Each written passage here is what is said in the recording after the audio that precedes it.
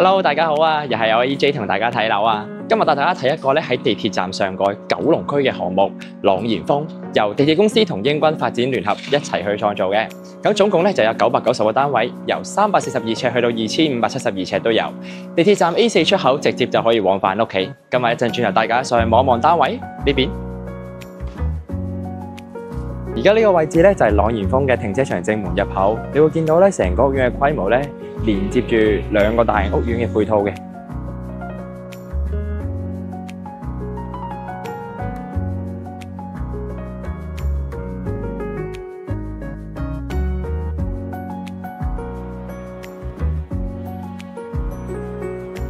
Hello， 而家咧我哋喺朗然峰一個388尺嘅一房單位入邊。大家可以望一望佢成個空間感咧非常闊落，樓底特高。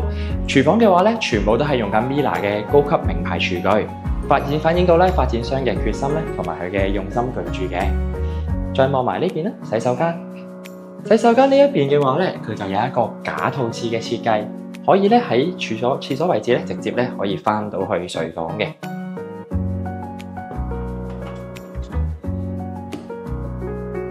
係啦，咁如果咧邀請朋友上嚟嘅時候咧，朋友都唔需要話喺你間房度入廁所咁尷尬啦。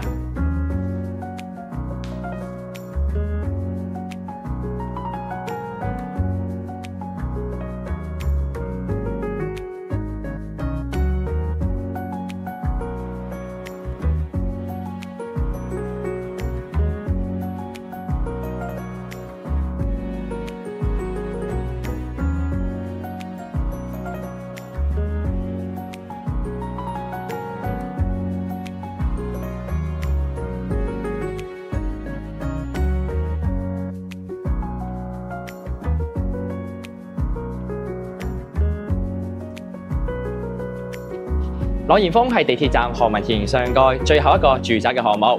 如果大家想把握機會進駐站頂嘅話，快啲揾我約我睇樓啦！